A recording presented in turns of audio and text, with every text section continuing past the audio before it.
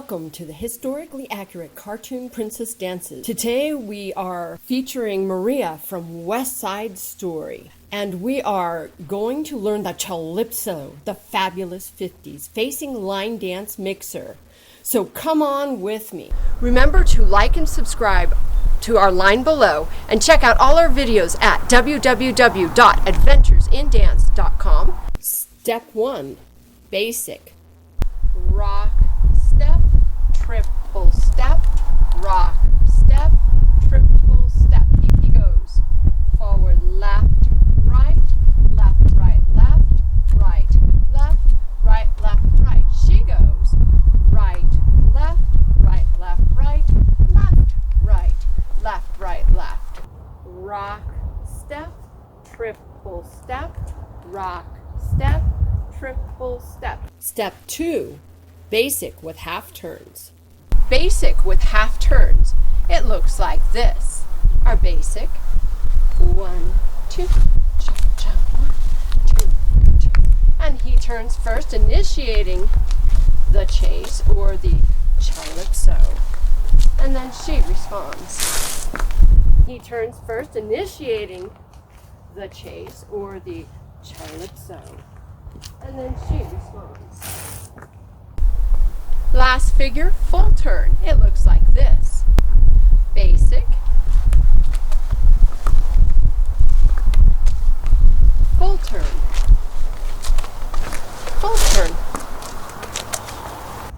Full turn. Full turn. And we'll put it all together now with music.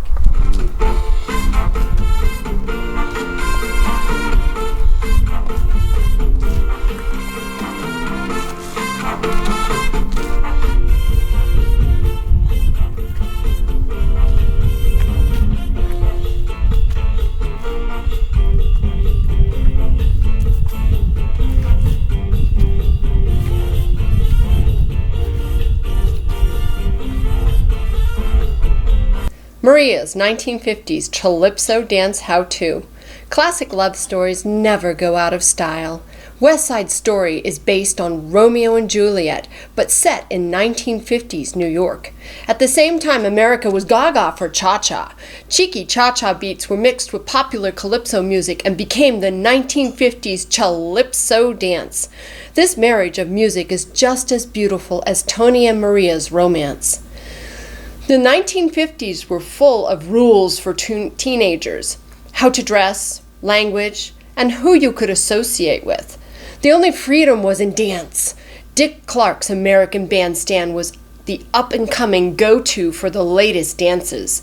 Chalypso made its first appearance there and was mentioned in the lyrics of At the Hop.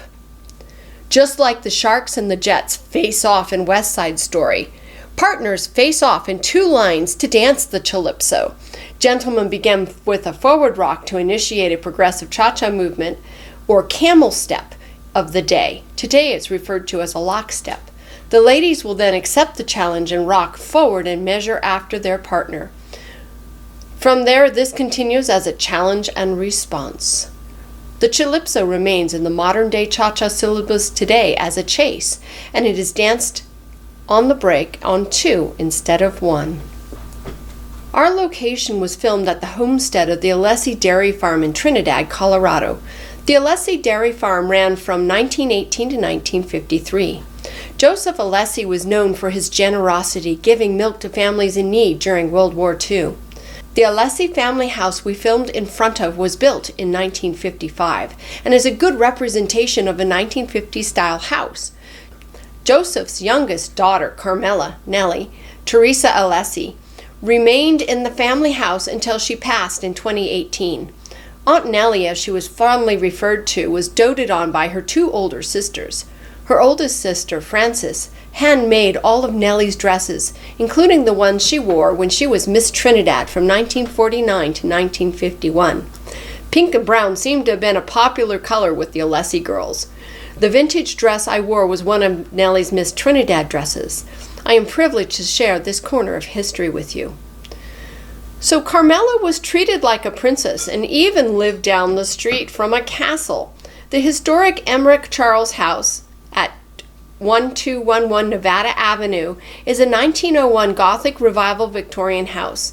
It is the only documented residence in the Trinidad that was built of hand-cut, rough-hewn sandstone and includes a one-story Gothic-style tower that has a battlement with crenels, merlons, and coping. The Alessi farm is gone, but you can still visit the Charles Emerick House in Trinidad, Colorado. Special thanks to Kathy Tessitore for helping me with all of the Alessi history, and for Craig Thomason for having a really super family and putting up with all my filmmaking. Do remember to like and subscribe to our line below, and check out all of our fun films at www.adventuresindance.com.